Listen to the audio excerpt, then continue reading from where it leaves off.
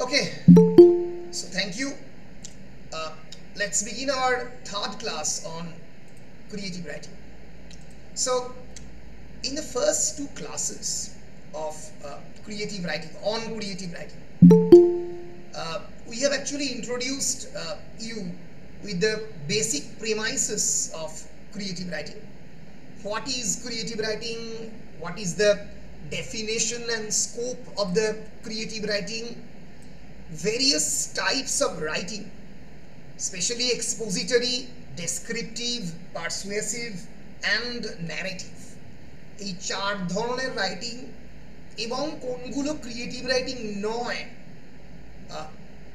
what are the genres that do not confine itself in the boundaries of the creative writing, সেইগুলো আমরা আগের ক্লাসগুলোতে পড়েছি।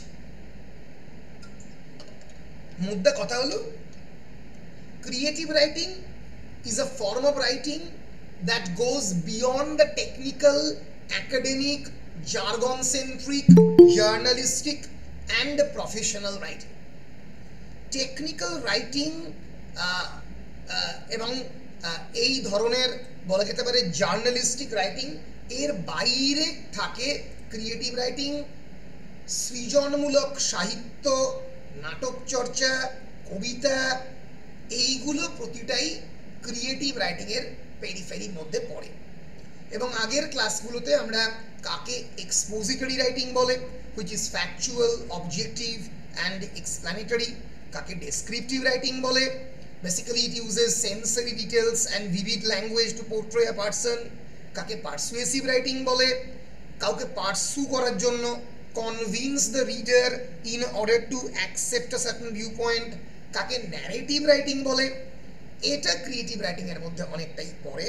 তার মধ্যে plot, characters, setting, point of view, fictional হতে পারে মেমোয়ারের ক্ষেত্রে, ফ্যাকচুয়াল হতে পারে মেমোয়ারের ক্ষেত্রে এবং ফিকশনাল হতে পারে নভেল এবং অন্যান্য কিছু ক্ষেত্রে। এই জিনিসগুলো আমরা আগের ক্লাসে পড়েছিলাম। আজকের এবং আগের ক্লাসে আমরা এই কি কি কোয়েশ্চেন অল্প অল্প করে আসতে পারে, কোয়েশ্চেনের জন্য আমি আলাদা 2-3টে ক্লাস নেব।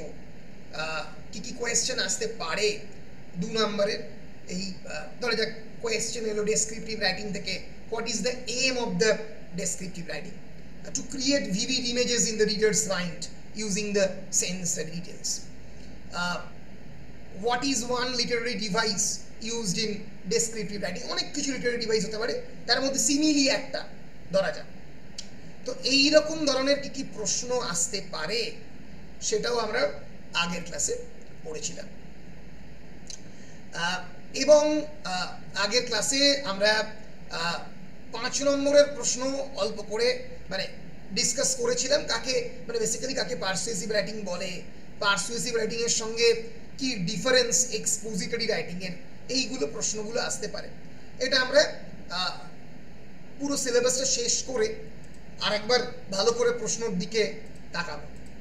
আজকে আমরা এগিয়ে যাব বেসিক্যালি আমাদের সিলেবাসের যে second section, which is writing as craft. Craft মানে এক ধরনের শিল্প। এই রাইটিং অ্যাজ ক্রাফট, এবং যেখানে আমাদের রয়েছে লেজলি হিলের একটা টেক্সট, সেইটার দিকে আজকে আমরা এগোবো। আজকের আলোচনাতে আমরা দেখি যে কতটা আলোচনা করা যায় এবং লেজলি হিলের টেক্সটে আমরা পড়ে শেষ করতে পারি কি না। তো দাঁড়াও, আমি একটু নোটসটা খুলে নিই আমার কম্পিউটারে।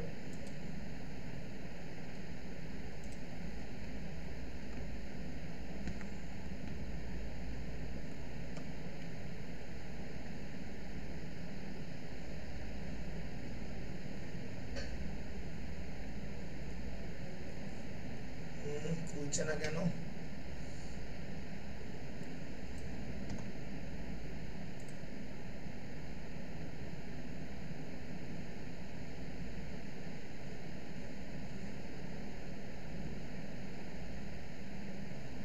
মহা মুশকিল।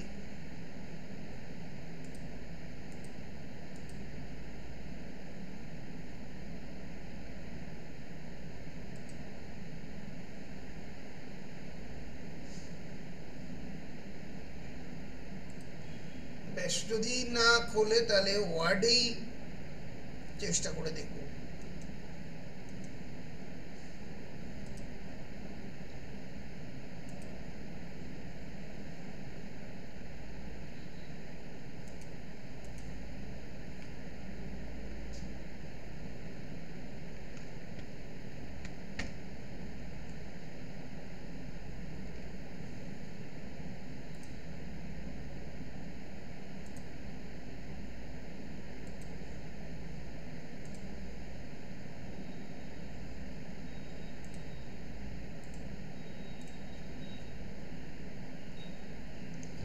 এক সেকেন্ড।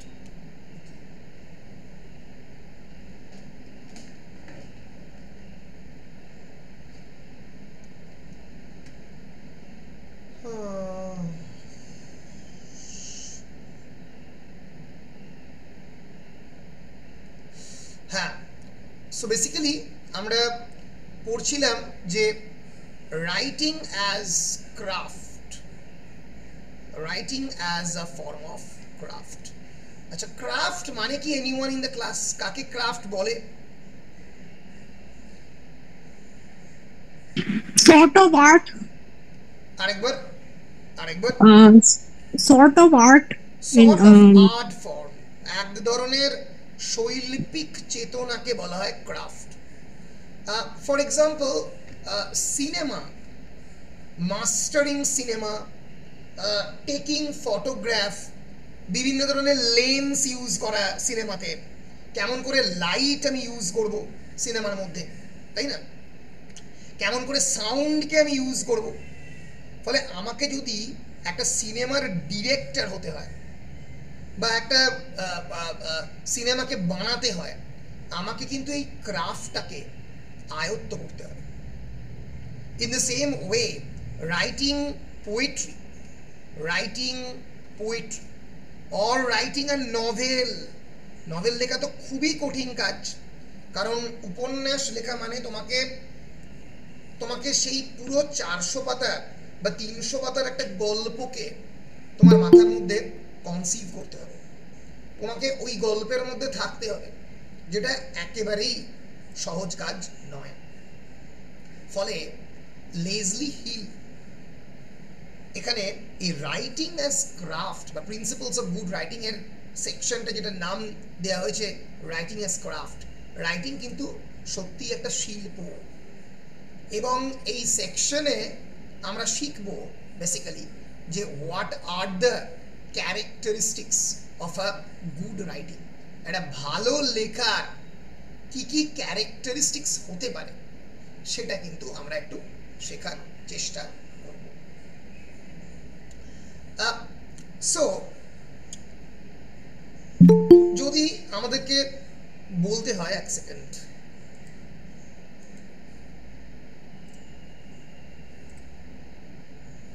এই যে writing is not merely a medium of communication, because the primary aim and purpose of human language is basically to communicate. আমরা প্রতিদিন যে কথাবার্তা বলি, আমাদের যে ডেইলি ইন্টারাকশন, ফর এক্সাম্পল আমাকে একটু জল দাও, আমি এই সময় বাড়ি থেকে বেরোবো, I will go out from my house around 10 o'clock.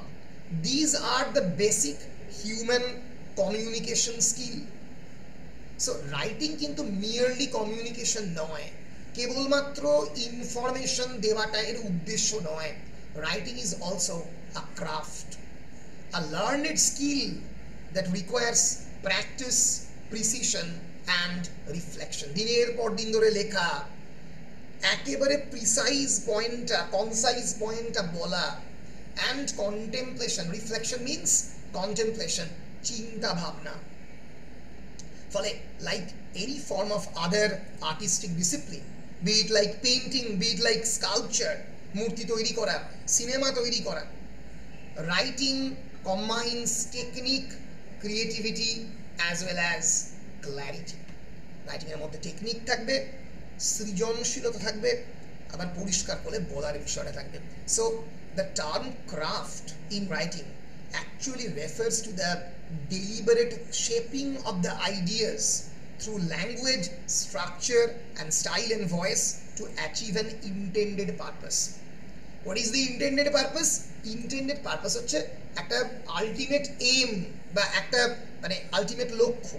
আমি এখানে তোমাদের কয়েকটা এক্সাম্পল দিয়ে ধরা যাক বোঝাতে চাই। ধরা যাক আমি যদি ম্যাকবেথের একটা এক্সাম্পল দিয়ে বোঝাতে চাই, মানে আমি আলটিমেটলি শেক্সপিয়ারকেই ধরছি ক্রিয়েটিভ রাইটিং এর মানে গুরুদের মহাগুরু। তো তোমরা দেখলে বুঝতে পারবে যে মানে মানুষের চেতনার মধ্যে রাইটিংটা কিরকম ভাবে থাকে।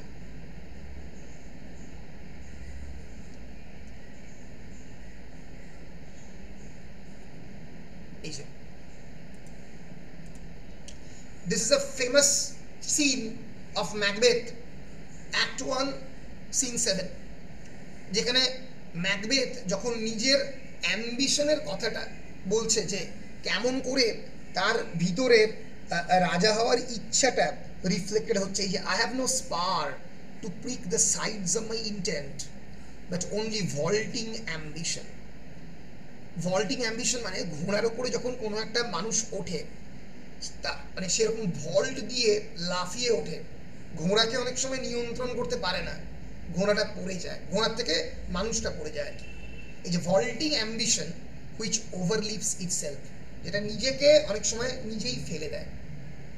So Macbeth recognises here in this lines that he has no just cause to kill Duncan.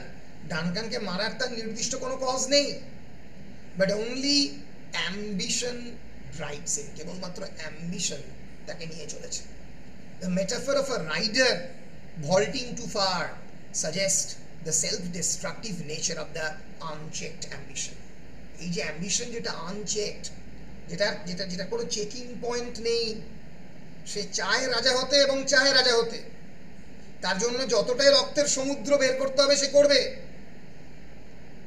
সেইটার যে রিফ্লেকশন, একটা ল্যাঙ্গুয়েজের তো একটা এম অ্যান্ড পারপাস থাকে। শেক্সপিয়ারের লেখার মেন পারপাসই ছিল ম্যাকবেথকে একটা এমন ট্র্যাজিক হিরো হিসেবে তৈরি করা যাতে তোমাদের প্রত্যেকের মনে ম্যাকবেথের প্রতি একটা ইমোশন তৈরি হয়, পিটি অ্যান্ড ফিয়ার তৈরি হয়। পিটি একদিকে যে আমিও ম্যাকবেথ হতে পারি, আমার মনের মধ্যেও এরকম একটা অ্যাম্বিশাস ম্যাকবেথ লুকিয়ে রয়েছে, যে কোনো সময় এটা এথিক্যাল বাউন্ডারির বাইরে চলে যেতে পারে, আবার এক সময়ে ইট ক্যান ইনভোক ফিয়ার, কারণ যদি এটা আমার সঙ্গে হয়, যদি আমি এরকম হয়ে যাই তাহলে আমার সঙ্গে এরকম হতে পারে। ফলে I will not cross the line of the social cultural boundary. এইটা যদি এক ধরনের এম বা পারপাস থাকে এই ম্যাকবেথ নামক ট্র্যাজেডি, শেক্সপিয়ারের ল্যাঙ্গুয়েজ সেই ক্রাফটটাকে আয়ত্ত করেছে। বিখ্যাত scene, Act 2, Scene 1, when Macbeth is visualizing the bloody dagger before the murder scene. The murder scene is Act 2, Scene 2, যেখানে Macbeth will murder King Duncan। তার আগে ভাবো, অত বছর আগে, প্রায় শেক্সপিয়ারের ম্যাকবেথ লেখা হচ্ছে 1604। কবে লেখা হচ্ছে? 1604-এ লেখা হচ্ছে শেক্সপিয়ারের Macbeth. 1604 Macbeth was published in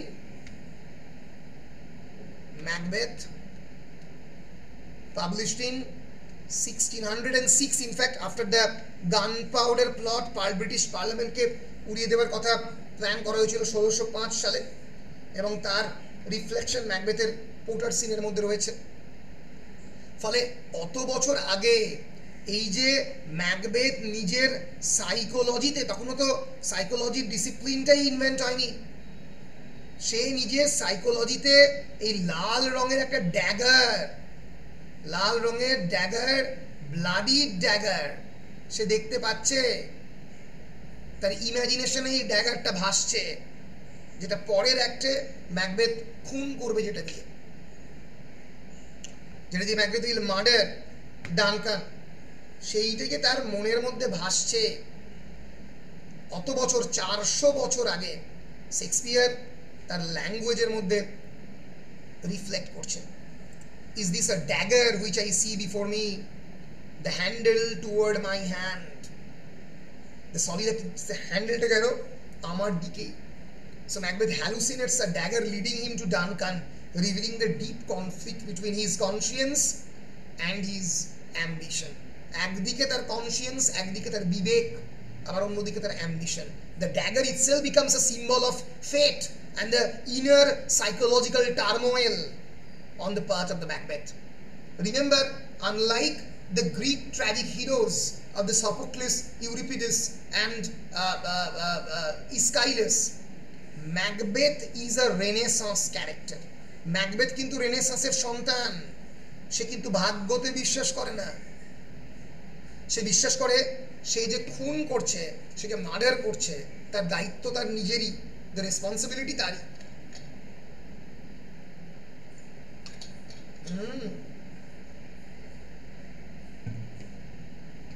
ফলে এইভাবে কিন্তু একজন অথর তার নিজের মধ্যে এই যে গুড রাইটিং, সে কি বলতে চায় তার রিফ্লেকশন সে দেখাতে চেষ্টা করে. বলো পরিষ্কার কি পরিষ্কার নয়?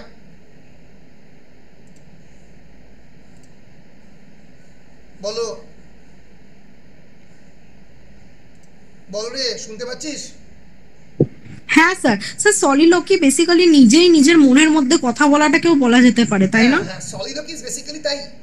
সলিলকি হচ্ছে নিজের সঙ্গে নিজে কথা বলা. A character is undergoing a psychological tension within and he is expressing himself in front of the audience. The main purpose of the soliloquy is that the character is psychologically revealing his own ambitions, his own inner psychological turmoils in front of the audience. Audience কে জানাচ্ছে.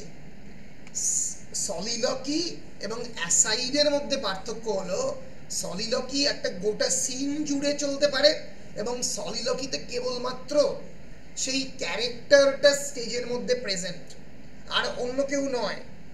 But in case of a aside, ASID, অ্যাসাইডে কি হয়? অ্যাসাইডে সেই character ছাড়াও অন্যান্য আরো অনেক চরিত্র প্রেজেন্ট থাকতে পারে, কিন্তু অন্যান্য চরিত্ররা তার কথা শুনতে পারছে না, কেবলমাত্র শুনতে পাচ্ছে audience. That is the difference between soliloquy and aside. Aside is a short remark, usually delivered in a whisper, where the character's thoughts are revealed to the audience while other characters on the stage are unaware. While soliloquy, on the other hand, is a longer speech, often delivered alone on stage, where the character expresses their inner thoughts and feelings or contemplate the plot. So soliloquy reveals the inner psychological recesses and desires of the characters on stage.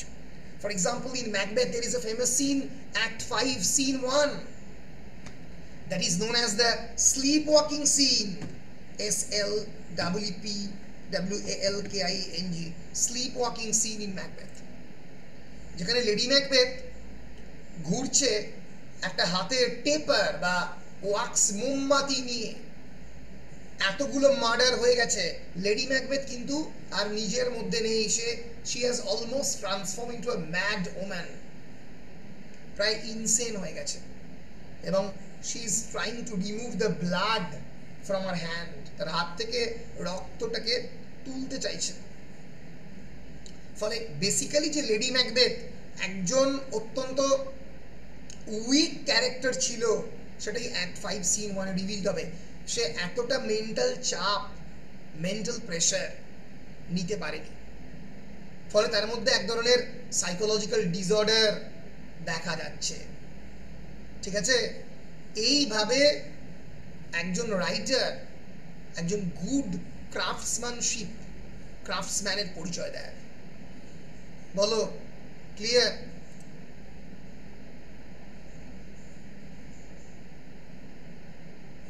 কিরে? হ্যাঁ sir. বেশ. Sir তবে এই aside figure of স্পিচটা একটু বিচিত্র. কি বলছো? Aside? Aside একটা ফিগার অফ স্পিচ, তো ওটা একটু স্ট্রেঞ্জ লাগলো, মানে সলিলুকিটা না হয় নিজের মধ্যে থটস এক্সপ্রেস করা, বাট অ্যাসাইডে এই যে ক্যারেক্টারটাই শুধু এক্সপ্রেস করবে, বাট বাকি ক্যারেক্টাররা মানে মেন ক্যারেক্টার শুধু এক্সপ্রেস করবে, বাকি ক্যারেক্টাররা জানতে পারবে না সে কি এক্সপ্রেস করছে, এটা কেমন একটা। হ্যাঁ, এটা কেমন একটা স্টেজের মধ্যে দেখলে অদ্ভুত লাগবে যে অডিয়েন্স শুনতে পাচ্ছে কিন্তু বাকিরা কেউ শুনতে পাচ্ছে না। কিন্তু ওই যে কোনো লিটারেচারেই এক ধরনের বলা যেতে পারে উইলিং সাসপেনশন অফ ডিসবিলিফ, যেটা স্যামুয়েল টেলর কোলরিজ বলেছিল যে আমি উইলিংলি ডিসবিলিভ মানে মানে আমি তো ডিসবিলিভ করবোই ন্যাচারালি, বিশ্বাসযোগ্য নয় অনেক কিছুই। ম্যাকবেথ এত সহজে একটা কিংকে মেরে ফেলবে এটাও বিশ্বাসযোগ্য নয়, কিন্তু তুমি বিশ্বাস করছো লিটারেচারের জন্য, সাহিত্যের স্বার্থের কারণেই করছো। অ্যাসাইডও তাই। তবে বর্তমানে কন্টেম্পোরারি ড্রামাতে কিন্তু অ্যাসাইড বেশ কম ইউজ হয়, সলিলকিও কম ইউজ হয়, রেনেসন্স ড্রামাতে অনেক বেশি ইউজ হতো। ঠিক আছে, তো এবার যদি জিজ্ঞেস করা হয় যে স্যার ওটা রিপিট করে দিন, সলিলকি রেনেসন্সে বেশি ইউজ হয়, বাকি আগেকার ড্রামাতে ইউজ হয়নি। না, মানে ডেফিনেটলি দেখো, মানে সলিলকির জন্ম রেনেসন্সের ড্রামায়, এই নিয়ে কোনো সন্দেহ নেই। কারণ তার আগের যে drama in the medieval period, it was basically a religious exercise. Basically drama শুরু হয় আমরা জানি, ট্র্যাজেডির জন্ম হয় গ্রিসে, in the hands of the Aeschylus, Sophocles and Euripides, এবং পরবর্তীকালে ট্র্যাজেডি যখন ইংল্যান্ডে প্রথম আসে মিডিয়েভাল পিরিয়ডে অ্যারাউন্ড 1200 1300, সেই সময় it was basically a religious theological exercise. Drama like mystery play, miracle play, morality play, এগুলো প্রতিটাই বিভিন্ন সেন্টসদের লাইফ নিয়ে হতো। ফলে যেহেতু এগুলো প্রতিটাই ধর্মাচরণ অনুষ্ঠানের মধ্যে দিয়ে তৈরি হয়েছিল, তাই এই ড্রামাগুলোর মধ্যে এতটা সাইকোলজিক্যাল এলিমেন্ট ছিল না। ড্রামা শেপ আপ করে, ড্রামা আজকের ড্রামার দিকে যায়, আধুনিকতা পায় রেনেসন্সের পিরিয়ডে, through the hands of the Christopher Marlowe, William Shakespeare and others. তারপরেও সলিলকি ছিল রেস্টোরেশন পিরিয়ডে ড্রামাতে, খানিকটা 18th সেঞ্চুরি ড্রামাতে, কিন্তু তারপরে আর মডার্ন ড্রামাতে আর সলিলকি বা অ্যাসাইড কোনোটাই সেভাবে ইউজ হতো না। ফলে হ্যাঁ, এটা বলা যেতে পারে যে রেনেসন্স ড্রামাতে, রেনেসন্সের পিরিয়ডের ড্রামাতে সলিলকির ইউজ সব থেকে বেশি হয়েছে। বললো পরিষ্কার? হ্যাঁ স্যার। বেশ, এই বাকিরা বুঝতে পারছো তো? আমি তো বাকিদের কারোর কণ্ঠস্বর শুনতে পাচ্ছি না, বলো।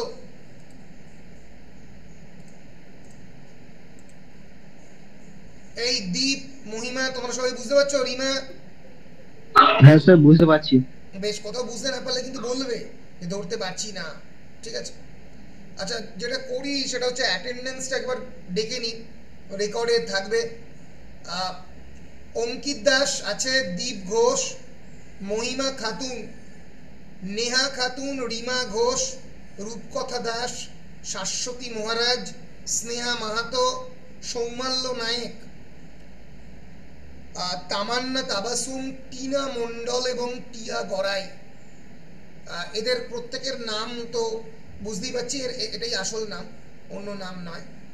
বেশ, তাহলে আমি এটা রেকর্ডিং এর মধ্যে থেকে গেল যে এরা ক্লাসের মধ্যে প্রেজেন্ট। কত নম্বর মিনিট একবার দেখে রাখি,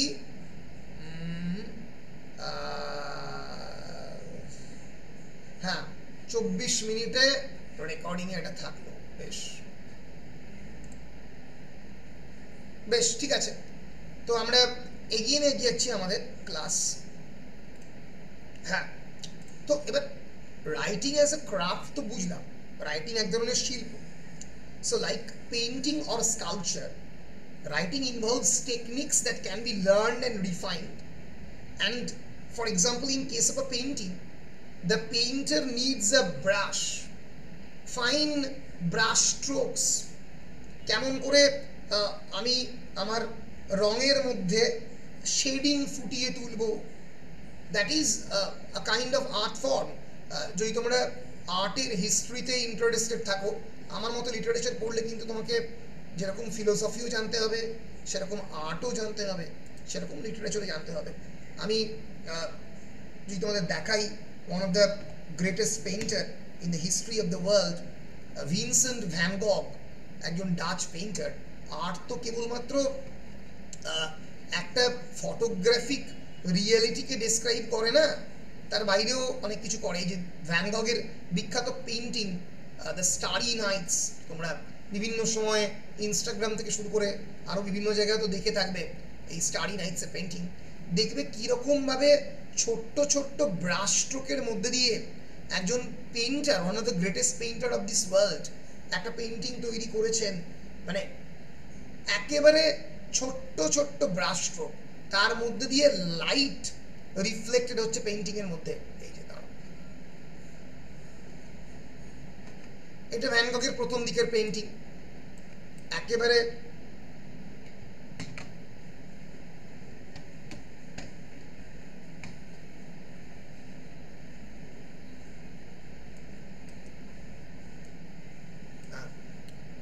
প্রথম দিকের painting, the skull of a skeleton with burning cigarette, still life with open Bible. এইবার দেখো বিখ্যাত পেইন্টিং দ্য পটেটো সেলার্স। এই সময় খুব যারা গরিব ছিল তারা পটেটো বিক্রি করতো, এবং তখন পটেটো একটা খুব ইম্পর্টেন্ট ফুড ছিল গরিবদের ক্ষেত্রে। দেখো লাইটটা যেখানে রিফ্লেক্ট করেছে চোখ মুখের বিভিন্ন জায়গাতে, তাদের যে সাইকোলজিক্যাল টার্মোয়েল, তাদের যে যন্ত্রণালব্ধ জীবন, প্রতিটা চোখ মুখের রিফ্লেকশনের মধ্যে, এর মধ্যে এই যে দ্য মোলিন ডি ব্লুটেনফিন, সেই সময় একটা মানে কি বলবো, একটা উইন্ড মিল, তার ছবি এঁকেছেন। ভ্যান গগের নিজের একটা পোর্ট্রেট অফ প্যারি ট্যানগাই, তার পোর্ট্রেট এঁকেছেন।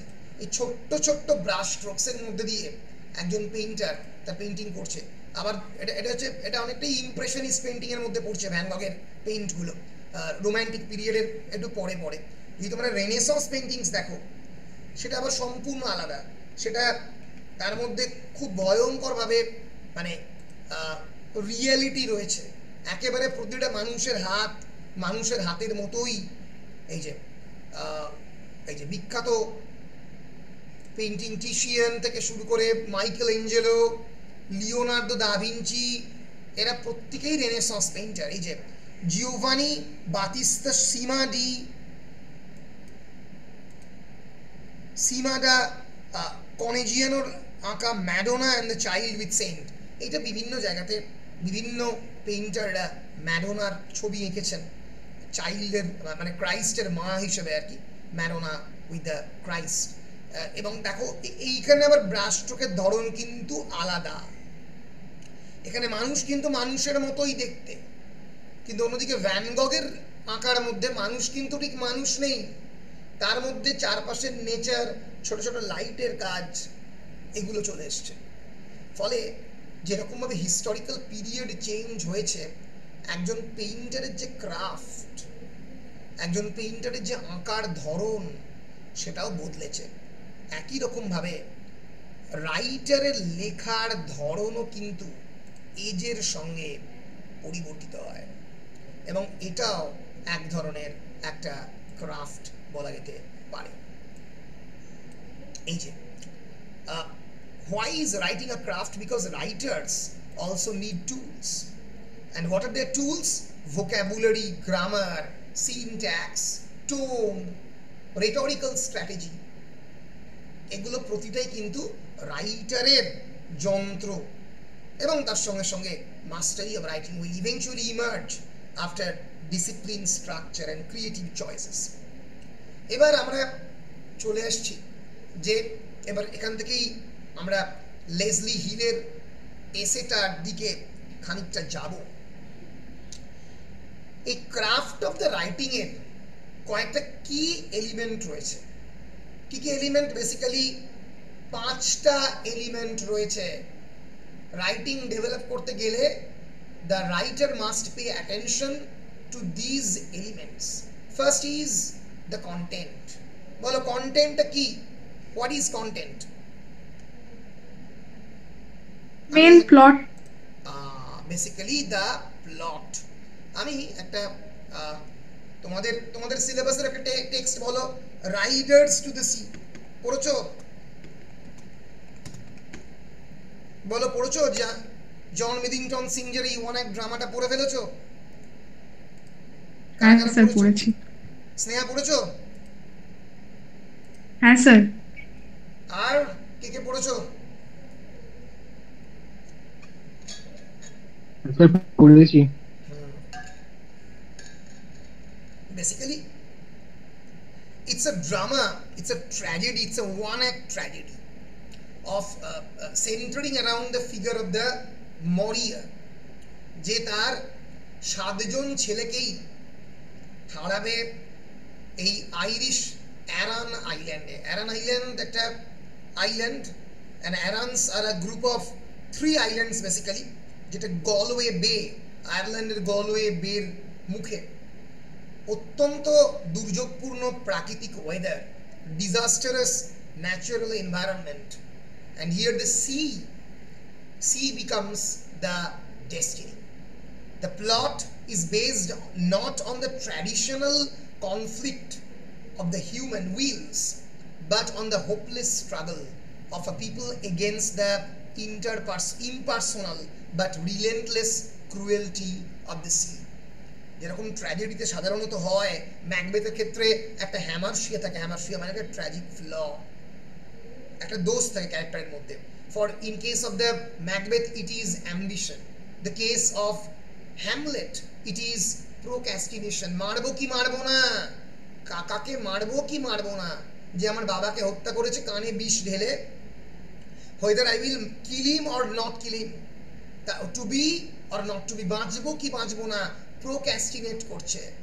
In case of the Othello it is jealousy, হিংসা। নিজের স্ত্রী ডেসডিমোনা সত্যি ক্যাসিয়াসের সঙ্গে অ্যাফেয়ার করছে কি করছে না, তার জন্য মনের মধ্যে হিংসা। কিন্তু এখানে রাইডার্স টু দ্য সিতে এটা কোনো ট্র্যাডিশনাল ট্র্যাজেডির প্লট নয়।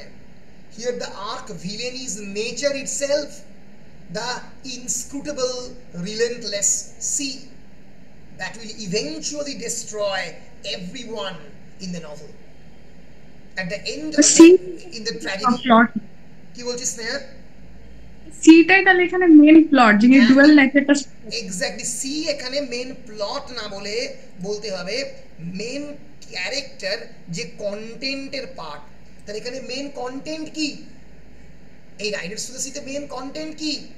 মেন কন্টেন্ট হচ্ছে the conflict between the nature and the humans, between the মরিয়া অ্যান্ড দ্য সি।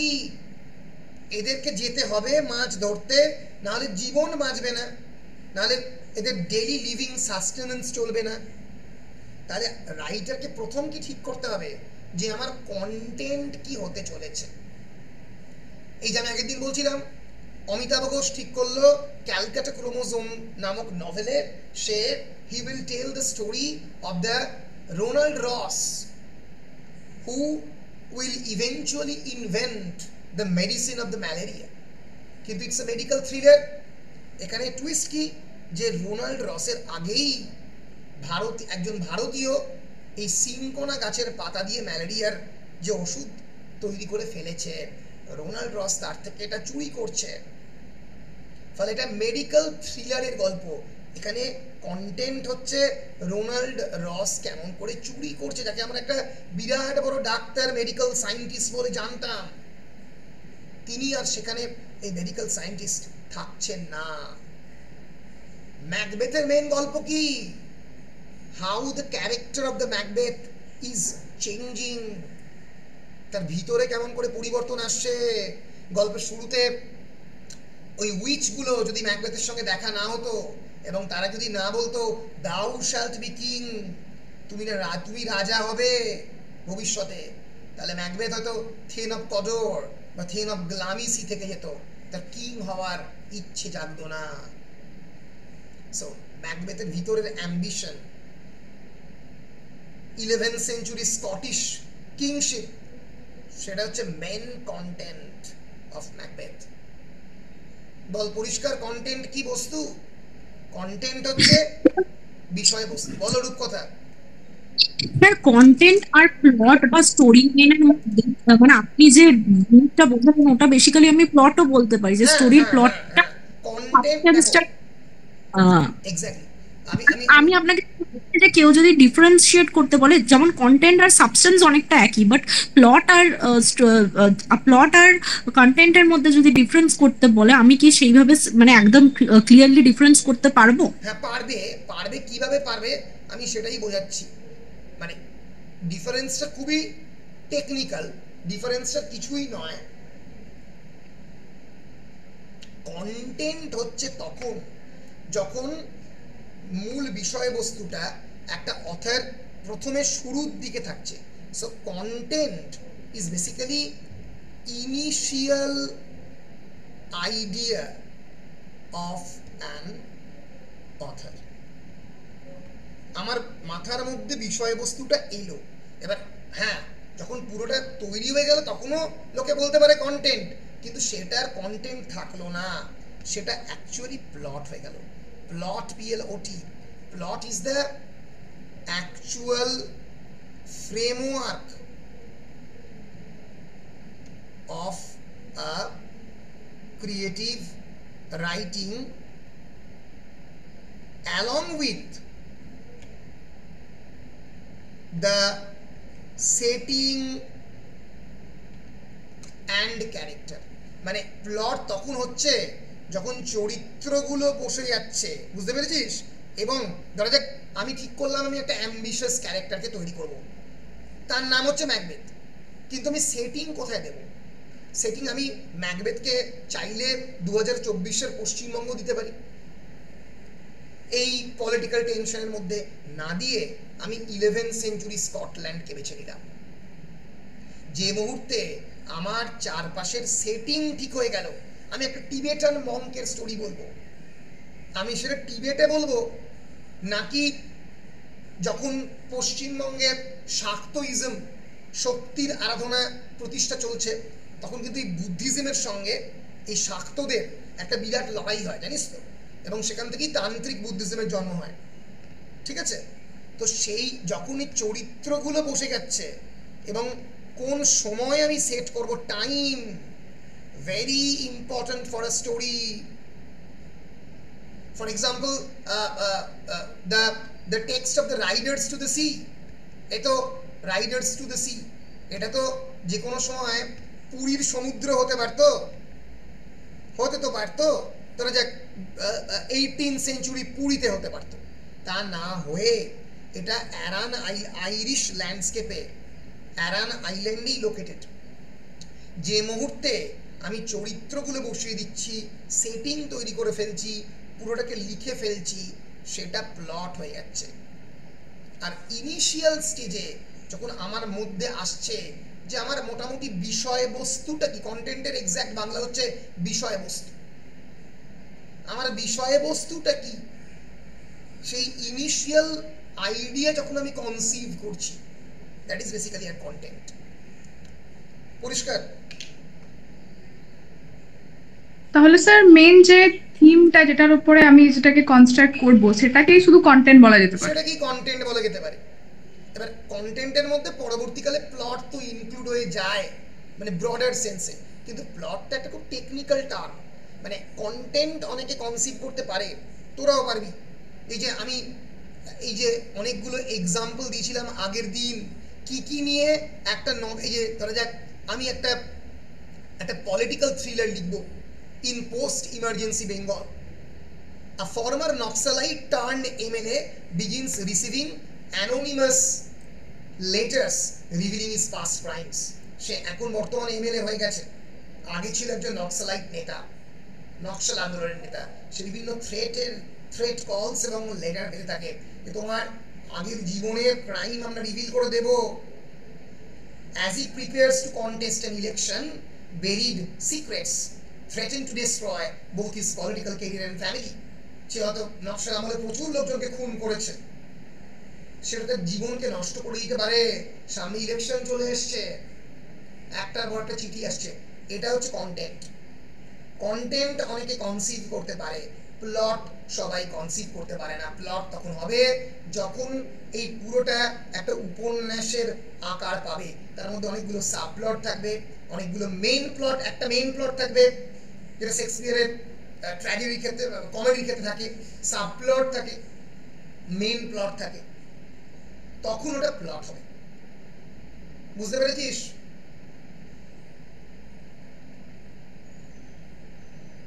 বুঝলি? হ্যাঁ স্যার। বেশ, আচ্ছা এইবার এই যে প্লট আর কন্টেন্টের মধ্যে ডিফারেন্সটা কিসে হবে? Very important, that is structure, how it is organised. I want to show you the Gustav Freytag's pyramid, which he himself created. It's a theory of the drama. Freytag's F-R-E-Y-T-A-G, Freytag's pyramid, যেটা drama কেমন করে হবে, ড্রামার কি structure হবে সেটা দেখাতে উনি আঁকেন এই যে দিস ইজ Freytag's pyramid.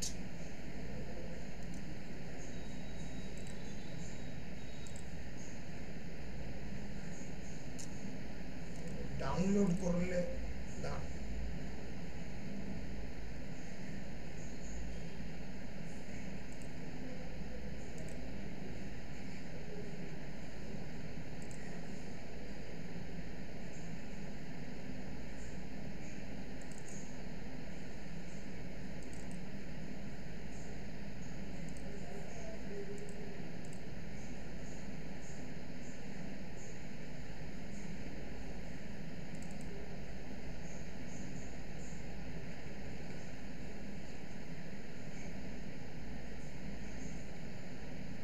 দেখতে পাচ্ছিস? মোটামুটি পাচ্ছিস? বল রে, পাচ্ছিস কিনা? হ্যাঁ স্যার। হ্যাঁ স্যার। বেশ, Gustav Freytag, in his theory of the drama, he conceived this pyramid. উনি বলেন যে যে কোনো ড্রামার স্ট্রাকচার এই রকম ধরনের হবে। কিরকম হবে? It should begin in exposition. Exposition মানে একেবারে শুরুর দিক। For example, in case of a drama like Riders to the Sea, একেবারে শুরুর দিকে যখন মরে তার সেটিং, তার ঘরের মধ্যে সে বসে আছে, and she is receiving the news of the death of the son, যে মানে তার ছেলের বডি আসছে না, বা ম্যাকবেথের শুরুর দিকের ওপেনিং সিনে এই উইচেসদেরকে প্রথম দেখলো ম্যাকবেথ, এটা হচ্ছে এক্সপোজিশন। প্রথমবার গল্পের শুরু হচ্ছে, তারপরে রাইজিং অ্যাকশন, আস্তে আস্তে গল্পের অ্যাকশন বাড়ছে, ম্যাকবেথ ডিসাইড করছে মার্ডার করবে ডানকানকে অ্যালং উইথ লেডি ম্যাকবেথ। সে প্রথমবার অ্যাক্ট 2 সিন 1 এ দেখতে পাচ্ছে ওই ড্যাগার, ঝুলন্ত ড্যাগার, তারপরে গিয়ে মার্ডার হচ্ছে, ক্লাইম্যাক্স, দ্য ক্লাইম্যাক্টিক পয়েন্ট। তারপরে আস্তে আস্তে ফলিং অ্যাকশন হচ্ছে, অ্যাকশন পড়ছে, ম্যাকবেথ আস্তে আস্তে একটার পর একটা মার্ডার করছে। প্রথমে ব্যাংককে মার্ডার করছে, ম্যাকডাফকে মার্ডার করছে, ম্যাকডাফকে না, ম্যাকডাফের পরিবারকে মার্ডার করছে, লাস্টে গিয়ে ম্যাকডাফের হাতেই ম্যাকবেথের মৃত্যু ঘটবে। এবং ফাইনালি রেজলিউশনের দিকে যাচ্ছে। রেজলিউশন মিন্স ডিনুমো, DENOUEMENT, প্রোনাউন্স হয় ডিনুমো বলে, ফ্রেঞ্চ ওয়ার্ড, মানে গল্প শেষ হচ্ছে ম্যাকবেথের মৃত্যু দিয়ে। So that is a structure of a play. এবার এইটাই বলা যেতে পারে এক ধরনের প্লট, যে কেমন করে আমি এই পুরো স্ট্রাকচারটাকে বেসিক্যালি কনসিভ করছি, কেমন করে আমার হাতে এই স্ট্রাকচারটা আসছে। বল, বুঝেছিস? স্যার একটা কোয়েশ্চেন ছিল। Please ball. স্যার এই যে আপনি একটা গ্রাফ মানে সরি পিরামিড দেখালেন, পিরামিডটা ম্যাকবেথের ক্ষেত্রে তো খুবই ক্লিয়ার ফলিং অ্যাকশনটা যে পরপর মার্ডার হয়ে যাচ্ছে, বাট বাকি ড্রামার ক্ষেত্রেও মানে এই গ্রাফটা একদম অ্যাপ্লিকেবল তো? হ্যাঁ, মোটামুটি অ্যাপ্লিকেবল, অ্যাট লিস্ট সব ড্রামার ক্ষেত্রে নয়, রেনেসন্স ট্র্যাজেডির ক্ষেত্রে স্পেসিফিক্যালি অ্যাপ্লিকেবল। সেটা তুমি শেক্সপিয়ারের যে কোনো ট্র্যাজেডি দেখো, হ্যামলেট দেখো, একই রকম ভাবে। Hamlet for the first time comes from the Denmark. He's the prince of the Denmark. Sorry, comes from the University of Wittenberg, Germany. সেখানে তার বাবার মার্ডারের নিউজ পেয়ে সে প্রথম ডেনমার্কে এলো, এসে তার ফাদার্স গোস্টকে দেখতে পেল যে ক্যাসেলের পাঁচিলে ঘুরে বেড়াচ্ছে, এবং জানতে পারলো that her mother Gertrude is engaged in an extramarital affair with his uncle Claudius. এবার আস্তে আস্তে প্লট কিন্তু এগোচ্ছে, ম্যাকবেথের হ্যামলেটের সঙ্গে প্রেম চলছে ওফিলিয়া। ওফিলিয়া একটা টাইমে গিয়ে সুইসাইড কমিট করবে, ম্যাকবেথ হ্যামলেট প্রতিদিন নিজে পাল্টে যাচ্ছে, রিভেঞ্জ চাইছে, কিন্তু নিজের মায়ের মধ্যে অ্যাকচুয়ালি এটাকে ইডিপাস কমপ্লেক্স বলেছিল পরবর্তীকালে ক্রিটিকরা, যে as if there is a hidden sexual desire on the part of the Hamlet towards his mother, যে যার কারণে সে তার কাকাকে খুন করতে পারছে না, তার কারণ সে তার কাকার মধ্যে নিজেকে দেখছে। এবং পরবর্তীকালে মাউস ট্র্যাপ বলে একটা ড্রামা স্টেজ হচ্ছে, যেখানে যেরকম ক্লাইম্যাক্স, যেখানে মারার চেষ্টা করছে তার কাকাকে, এবং আলটিমেটলি শেষ হচ্ছে with the destruction of the entire Hamlet family. সবাই মারা যাচ্ছে, গার্ট্রুড মারা যাচ্ছে, যেটা যে কোনো ট্র্যাজেডিতে হয়, ম্যাকবেথও তাই, সবাই মারা যাচ্ছে, ম্যাকবেথও মারা যাচ্ছে, লেডি ম্যাকবেথ মারা যাচ্ছে, কেবলমাত্র ম্যালকম বেঁচে থাকছে, যে হচ্ছে পরবর্তীকালে কিং ডানকানের ছেলে ম্যালকম এবং ডোনাল্ড মেইন। এখানেও তাই, হ্যামলেট মারা যাচ্ছে, গার্ট্রুড মারা যাচ্ছে, ক্লডিয়াস মারা যাচ্ছে, ওফিলিয়া মারা যাচ্ছে। এইটা হচ্ছে ডিনুমর। যে কোনো রেনেসন্স ট্র্যাজেডির সাধারণত 5 অ্যাক্ট ড্রামা হয় এবং একটা নির্দিষ্ট স্ট্রাকচার থাকে। এই যে পিরামিড, এটা বেসিক্যালি রেনেসন্স ট্র্যাজেডির জন্য অ্যাপ্লিকেবল। ক্লাইম্যাক্স এটা কমেডির জন্য খানিকটা অ্যাপ্লিকেবল। সেটা তুমি যদি 12th নাইটে দেখো, ম্যালভোলিওর যে নিজেকে বোকা প্রতিপন্ন করার যে জন্য যে স্টকিং গাটার সিন পড়লে তোমরা বুঝবে, সেখানেও এটা রয়েছে। কিন্তু 18th সেঞ্চুরি ড্রামাতেও রয়েছে, কিন্তু সব ড্রামাতে হয়তো নেই। কিন্তু ক্লাইম্যাক্টিক একটা পয়েন্ট থাকে, যে কোনো ড্রামাতেই মোটামুটি থাকে।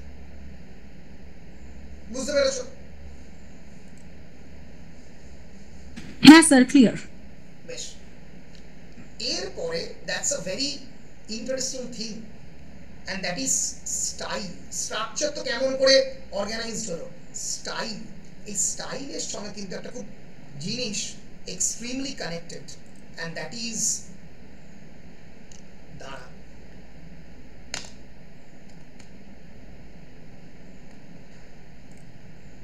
স্টাইলের সঙ্গে কি কানেক্ট হতে পারে আমাকে একটু বলতো।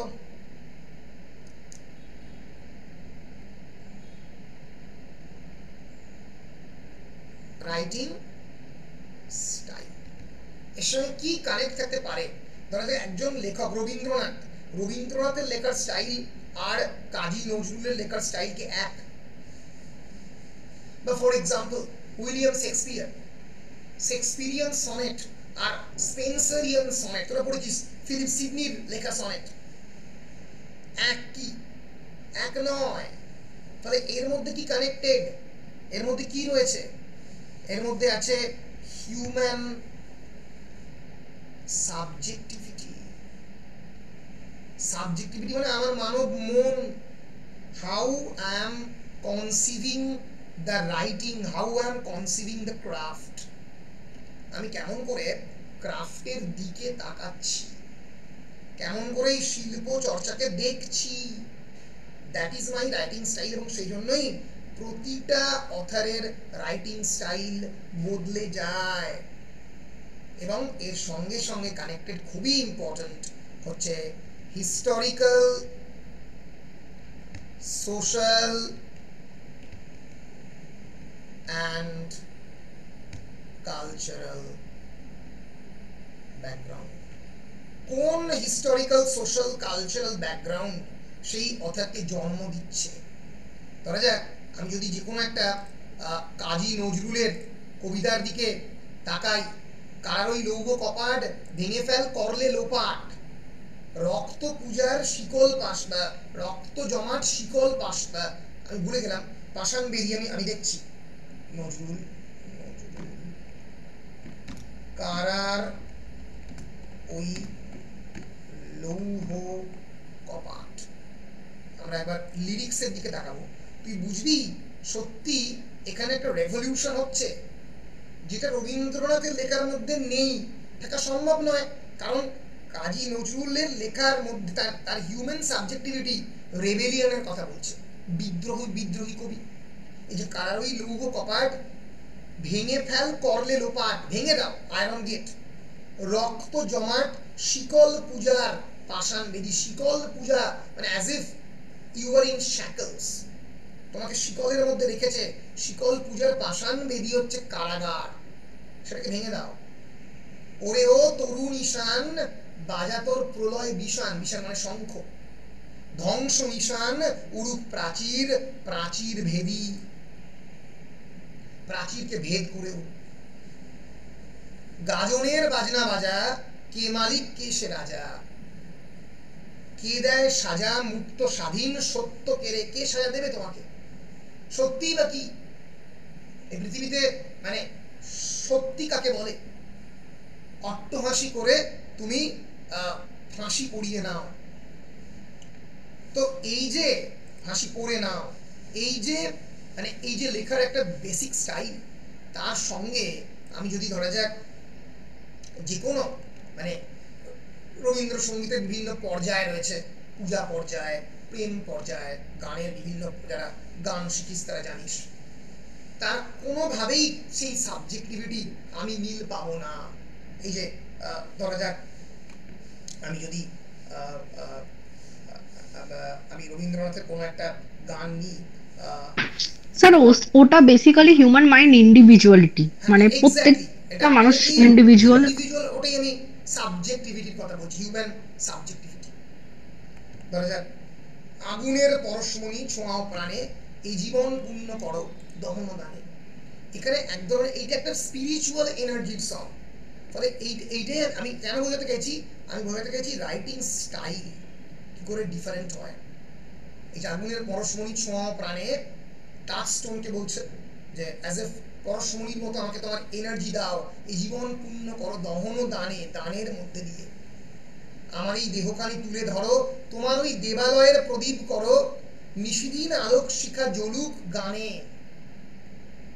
আঁধারের গায়ে গায়ে পরশ তব, সারা রাত ফোটাক তারা নব নব, নয়নের দৃষ্টি হতে ঘুচবে কালো, যেখানে পড়বে সেখাই দেখবে আলো। এক ধরনের ডিভাইন স্পিরিচুয়াল এনলাইটেনমেন্টের কথা রবীন্দ্রনাথের এই গান বলছে, যেটা নজরুলের মধ্যে নেই। আবার যদি আমি সুকুমার রায়ের মধ্যে আসি, তার মধ্যে একটা অ্যাবসলিউট ননসেন্স লিরিক্স, তার মধ্যে একটা অ্যাবসার্ডিজম রয়েছে, কোনো কিছুকে মানে লাইফকে একদম উড়িয়ে দেওয়া না বলে। আসলে গোটা পৃথিবীর মধ্যে কোনো মিনিং নেই, একটা মিনিংলেস সিস্টেমের মধ্যে চলে এসছে। এর মধ্যে কোনো হিউম্যান সাবজেক্টিভিটি রয়েছে, সেরকম হিস্টোরিক্যাল সিচুয়েশন রয়েছে, কারণ সুকুমারের সময় অলরেডি প্রথম বিশ্বযুদ্ধ হয়ে গেছে, সামনে এতগুলো মানুষের মৃত্যু সে দেখেছে। এডওয়ার্ড লিয়ার অলরেডি তখন কবিতা লিখতে শুরু করে দিয়েছে, এই ননসেন্স রাইম। ফলে এই যে সুকুমার রায়, আবোল তাবোল, এইটাই আমি বলছি রাইটিং স্টাইল। একটা শেক্সপিয়ারের লেখার রাইটিং স্টাইল আর একটা মার্লোর লেখার writing style will eventually B different. এই যে আয়রে ভোলা খেয়াল খোলা স্বপন দোলা নাচিয়ায়, আয়রে পাগল আবোল তাবোল মত্ত মাদল বাজিয়ায়। মত্ত মাদল সিম্বলাইজ করছে মানে ইনটক্সিকেটেড ফ্রেনজিড মাদল, মানে পাগলের মতো, মানে মাতাল হয়ে যে বাজাবে তবলার মতো। আয়রে আয়ে যেখানে খ্যাপার গানে, নাইকো মানে নাইকো সুর, যেখানে কোনো মানেও নেই সুরও নয়, কিন্তু রিমেম্বার সুকুমার রায়ের প্রতিটা লেখার মধ্যে কিন্তু সুর রয়েছে, কারণ প্রতিটা রিদমিক লেখা। ফলে এর একটা ইনার ক্রিয়েটিভিটি থেকেই যাচ্ছে। সবার সুকুমার রায় পৃথিবীতে জন্মায় লক্ষ্যে একটা, দেখে মনে হবে খ্যাপার গান, কিন্তু আসলে খ্যাপার গান নেই, তাতে সুরও আছে বাঁধনও আছে। আয়রে যেথায় উধায় হাওয়ায়, উধাও হাওয়ায় মন ভেসে যায় কোন সুদূর, আয় খ্যাপা মন ঘুচিয়ে বাঁধন, জাগিয়ে নাচন তারিন দিন, আয় বেয়ারা সৃষ্টি ছাড়া নিয়ম হারা হিসাবহীন। ফলে আমাদের ডেইলি লাইফের যে স্ট্রাকচার, যেখানে হিসেব রয়েছে, 12টার সময় বাজারে যাব, 1টার সময় চান করবো, খেয়ে নেবো 1টার সময়, এই সমস্ত মানে ডেইলি লাইফের যে স্ট্রাকচার, সেটাকে তো পুরো ভেঙে দিয়েছিল প্রথম বিশ্বযুদ্ধ। কারণ দেখিয়েছিল মানুষের লাইফ কতটা আনসার্টেন, মুহূর্তের মধ্যে মানুষ মারা যেতে পারে। তো সেই যে স্পিরিট, সেই হিস্টোরিক্যাল স্পিরিটটা কিন্তু সুকুমার রায় লেখার মধ্যে রিফ্লেক্টেড হচ্ছে, সেই চারপাশের uncertainty, contingency of the life itself. আজগু বিচাল বেঠিক বেতাল, মাতবি মাতাল রঙেতে, আয়রে তবে ভুলের হবে অসম্ভবের ছন্দেতে। অসম্ভবের ছন্দ, the rhyme of the impossible, impossibility of the রাইমের কথা বলছেন। তো এইটাই কি, এটাই হচ্ছে রাইটিং স্টাইলের পার্থক্য, লেখার পার্থক্য, ধরনের পার্থক্য। একটা জেমস জয়েসের লেখা আর একটা ভার্জিনিয়া উলফের লেখা, দুজন বিখ্যাত মডার্নিস্ট ফিকশন রাইটার, কোনোদিন এক হবে না। দুজনেই স্ট্রিম অফ কনসিয়াসনেস রাইটার, দুজনেই মনের মধ্যে কনসিয়াসনেস কেমন করে নদী হয়ে এদিক ওদিক বইছে সেরকম দেখাচ্ছে, কিন্তু দুজনের লেখার writing style is completely different.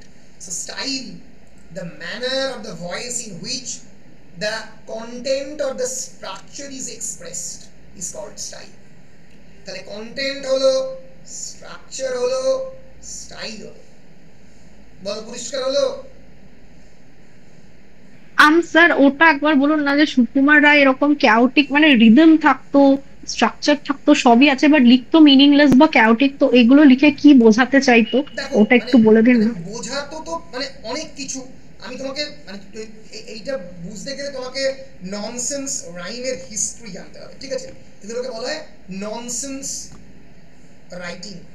এর কিন্তু একটা বিরাট ইতিহাস রয়েছে, এই যে লিটারারি ননসেন্স এটাকে বলে।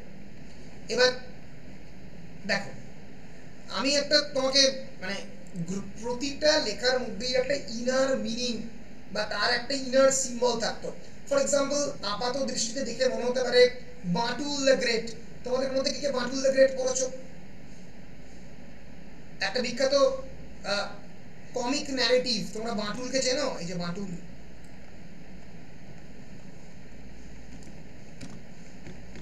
নারায়ণ গঙ্গোপাধ্যায়ের সৃষ্টি, তোমরা হয়তো টিভিতে দেখেছো। এই বিরাট বড় চেস্টেড একটা লোক, তার হাতে সমস্ত গুলি লাগছে, তার বুকে লেগে উড়ে যাচ্ছে, কোনো গুলি তাকে পেনেট্রেট করতে পারছে না। আর তার দুটো ভাইপো বা ভাগ্নে রয়েছে, বিচ্ছু ভাগ্নে।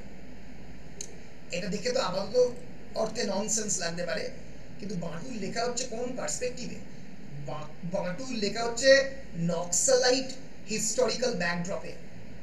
যে সময় নক্সালাইট মুভমেন্ট চলছে, একটা ভয়ঙ্কর ইনসার্জেন্ট মুভমেন্ট, হাজার হাজার মাওবাদী, হাজার হাজার ইয়াং ছেলেরা of Presidency college, of Jadavpur university, of Shibpur, তারা বিশ্বাস করতে শুরু করেছে যে বন্দুকের নলি হচ্ছে ক্ষমতার উৎস, পার্লামেন্টারি ডেমোক্রেসি হচ্ছে শুয়োরের খাটাল, এখানে বিশ্বাস করার কোনো জায়গা নেই।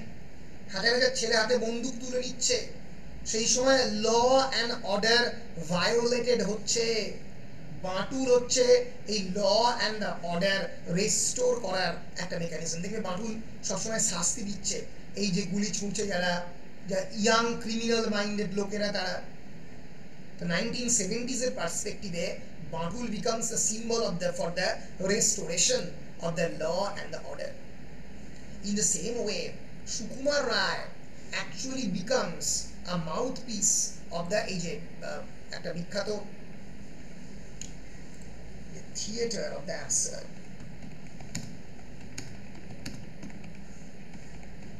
50 এর দশকের বিখ্যাত থিয়েটার, যেটার কোনো মানে নেই, যেখানে the meaning system itself collapsed, এবং এর পেছনে অনেকগুলো ফিলোসফিক্যাল লিটারারি ব্যাকগ্রাউন্ড রয়েছে। কি ব্যাকগ্রাউন্ড? দুটো ওয়ার্ল্ড ওয়ার হয়ে গেছে এই থিয়েটার অফ দ্য অ্যাবসার্ডের ক্ষেত্রে।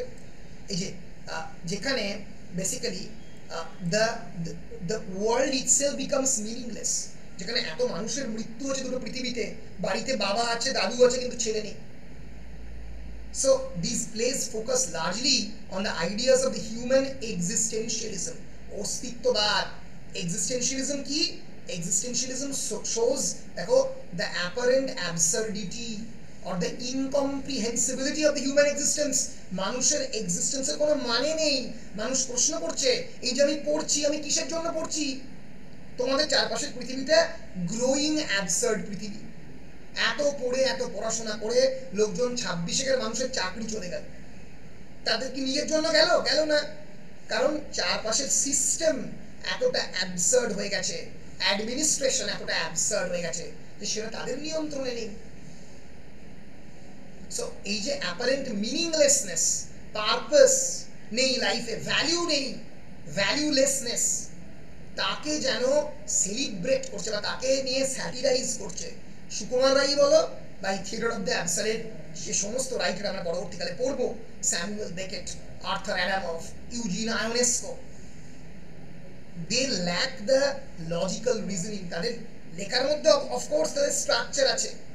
এই যে ওয়েটিং ফর গোডো, একটা বিখ্যাত নাটক এই থিয়েটার অফ দ্য অ্যাবসার্ড, যেখানে গোডোর জন্য সবাই অপেক্ষা করছে। Waiting for Godot. গোডো কে? গোডো কে জানে না, কেউ জানে না। এই যে waiting for Godot, GODOT, here perhaps the God becomes a dot. God becomes a dot, ভগবান একটা বিন্দুতে রূপান্তরিত হচ্ছে। গোডোর ঈশ্বরবাবু আসবেন বাংলাতে ট্রান্সলেট করা হয়েছিল। ঈশ্বরের জন্য অপেক্ষা করছেন না, একটা গোডো একটা সেমিনাল পাওয়ারফুল ফিগার, তার জন্য অপেক্ষা করছে, কিন্তু কিসের জন্য অপেক্ষা কেউ জানে না। এই যে অ্যাপারেন্ট অ্যাবসার্ডিটি, এইটা সুকুমার রায়ের লিটারারি ননসেন্সের মধ্যে পড়েছে। লিটারারি ননসেন্সের বিরাট বড় ইতিহাস রয়েছে। যে এডওয়ার্ড লিয়ার, তার লিমেরিক হচ্ছে 3 লাইনের কবিতা। ইটস আ ফার্টিভ, মানে it's a form of writing যেটা বেসিক্যালি একটা ডিসঅর্ডারলি, ড্রাঙ্ক, অবসিন অ্যাটমসফিয়ার তৈরি করছে। এই যে বুঝে দেখো, জটায়ুর কলমের জোর, থোর বড়ি খাড়া লিখে তারা তারা, এইবারে লিখেছেন খাড়া বড়ি থোর। এটা জটায়ুর বলা, ফেলুদাতে বলা আছে। ফেলুদার একটা উপন্যাসে, হত্যাপুরী উপন্যাসের একটা অংশে লালমোহন গাঙ্গুলি এটা বলছে। এটা হচ্ছে লিমেরিক। অ্যাপারেন্ট কোনো মিনিং নেই, কিন্তু এই মিনিংলেসনেসের মধ্যে এই পৃথিবীকে ক্রিটিসাইজ করা হচ্ছে, হাসছে এই পৃথিবীর নিয়মতান্ত্রিকতা। এত যে আমরা নিয়মের কথা বলি, এত ডিসিপ্লিনের কথা বলি, আলটিমেটলি যে কোনো সময় it can be destroyed. Lewis ক্যারলের বিখ্যাত উপন্যাস Alice's adventure in the wonderland is an example of the literary nonsense. ঠিক আছে, এই ট্র্যাডিশনই আমরা সুকুমার রায়কে ফেলতে পারি। তো তো তিনি লিটারারি ননসেন্স লিখছেন এক ধরনের সেন্স থেকে, তো তিনি একটা নিজস্ব স্টাইল ডেভেলপ করছেন। এইটাই হচ্ছে মানে সুকুমার রায়ের স্টাইলের সঙ্গে বঙ্কিমচন্দ্রের হিস্টোরিক্যাল ফিকশন ইভেন্চুয়ালি ডিফারেন্ট হবেই। এইটাই হচ্ছে রাইটারের স্টাইল। বলো, বুঝতে পেরেছো? হ্যাঁ sir, clear. Style and the fourth one is very important. Again, class একটু extended হচ্ছে because of the মানে again খানিকটা আমি পড়িয়ে নিচ্ছি। The fourth one is audience awareness, very important. মানে বেসিক্যালি আমি কোন ধরনের দর্শক বা কোন ধরনের পাঠককে লক্ষ্য করে লিখছি, for whom the writing is intended. See, theater was a social institution in the time of William Shakespeare. সেই সময় গ্লোব থিয়েটারে লোকে কিন্তু থিয়েটার দেখতে যেত। এবং মাথায় রাখতে হবে, এই দেখো উইলিয়াম শেক্সপিয়ার, গ্লোব থিয়েটার। এবং মাথায় রাখতে হবে এটা কিন্তু একটা সামাজিক কাজ ছিল। মানে তখন তো আর অন্য কোনো সোশ্যাল, এই যে this is the modern day globe theatre, এরকমই গ্লোব থিয়েটারকে দেখতে। এখন রিকনস্ট্রাক্ট করা হয়েছে গ্লোব থিয়েটারকে এরকম ভাবে। এবং শেক্সপিয়ারের সময় থিয়েটার কিরকম ছিল?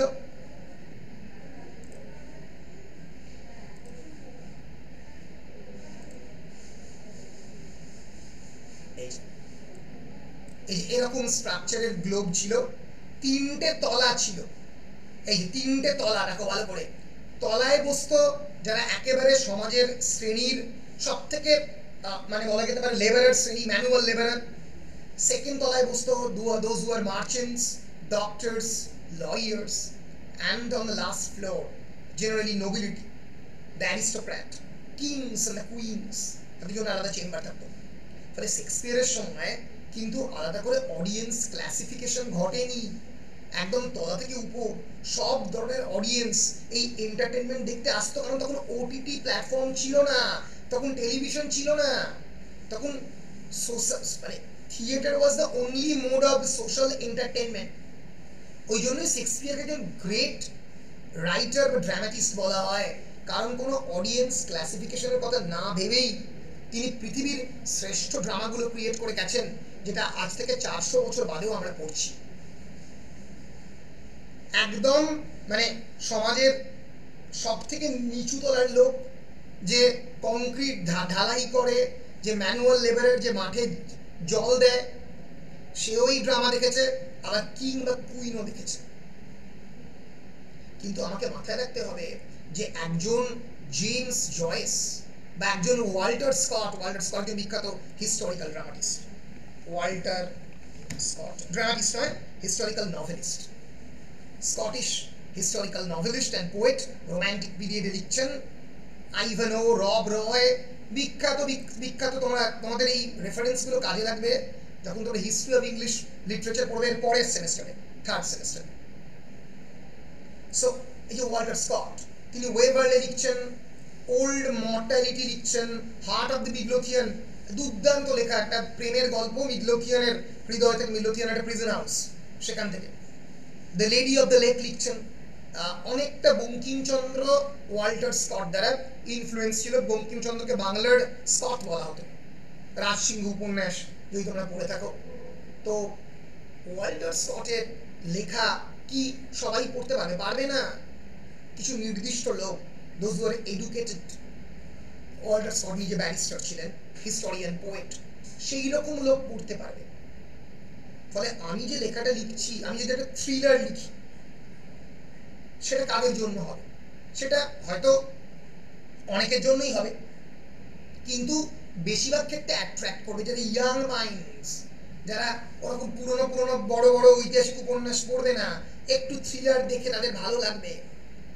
হ্যাঁ, এখান থেকেই পপুলার লিটারেচারের কনসেপ্টে পপুলার লিটারেচার কি? যেগুলো জনপ্রিয় সাহিত্য, ধরা যাক কমিক্স, ধরা যাক থ্রিলার, ধরা যাক হুডানিট, সাসপেন্স, ভূতের গোস্ট সুপারন্যাচারাল রাইটিংস, এগুলো ইয়াং মাইন্ডসকে বেশি অ্যাট্রাক্ট করবে। তাহলে আমি কাদের জন্য লিখছি? এই যে বাংলা সিরিয়াল কাদের জন্য তৈরি হচ্ছে? মা বসে বসে এখনো সিরিয়াল দেখছে এই মোবাইলে, বাড়ির মাদের জন্য, ঠিক আছে? ফলে যাই বানাবে কাদের জন্য বানাচ্ছে, for whom the writing, your target audience, be it in the form of writing or be it in the form of visual drama, for example cinema বা সিরিজ, ওয়েব সিরিজ, কাদের জন্য বানাচ্ছে পরিষ্কার। and finally is the purpose, কি মূল লক্ষ্য? Entertain করা, whether to entertain, to inform or to persuade। মাথায় দেখো, প্রোপাগান্ডা লিটারেচার বলে এক ধরনের লিটারেচার হয়, যার মূল লক্ষ্য হচ্ছে কি? লোককে পারসুয়েট করা। আমরা আগে পড়েছি পারসুএসিভ রাইটিং। পারসু করা মানে কাউকে সেই দলের দিকে বা একটা নির্দিষ্ট রাজনৈতিক মতবাদের দিকে টেনে নিয়ে যাওয়া, প্রোপাগান্ডা।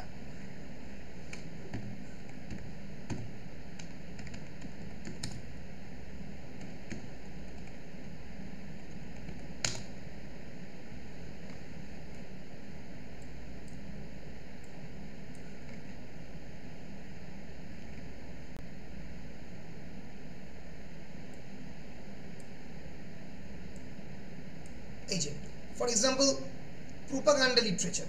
প্রোপাগান্ডা লিটারেচার মানে কি?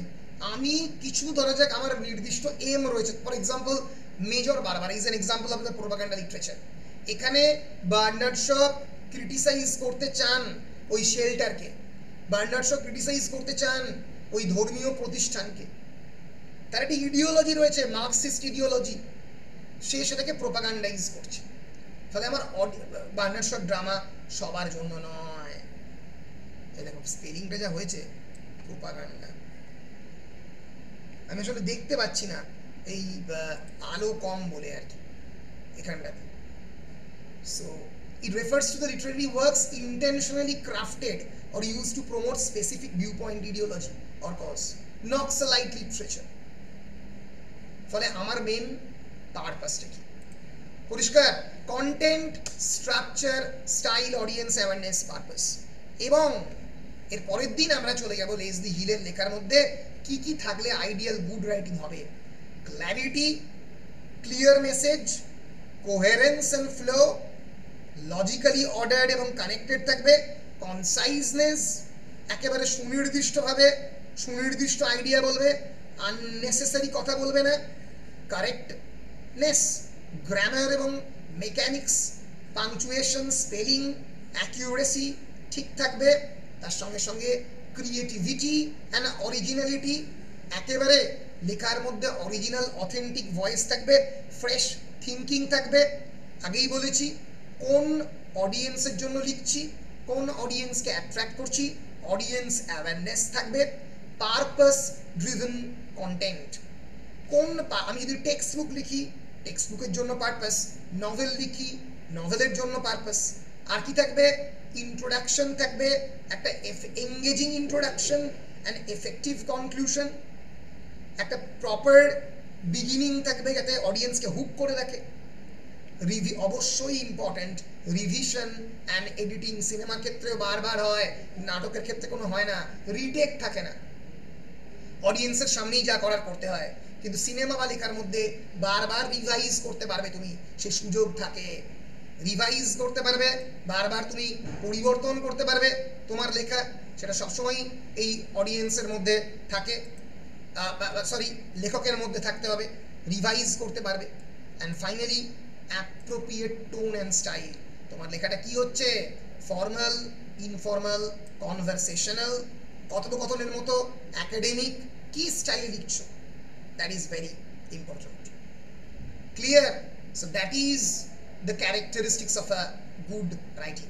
পরের দিন আমরা লিওনার্ড অ্যালফ্রেড জর্জ হিল বা লেসলি হিলের introduction, sorry principles of good writing, এই যে টেক্সটটা এখানে আছে, যদি তোমরা টেক্সটটা তোমরা নিশ্চয়ই পড়েছো, না পড়ে থাকলে আমি তোমাদের কমেন্ট সেকশনে লিঙ্কটা দিয়ে দিচ্ছি, তোমরা একবার খুলে নাও গুগল ক্রোমে, তাহলে তোমাদের হিস্ট্রিতে থেকে যাবে, ব্রাউজারের হিস্ট্রিতে থেকে যাবে, নাহলে আমি অফ করার সঙ্গে সঙ্গে এটা অফ হয়ে যাবে।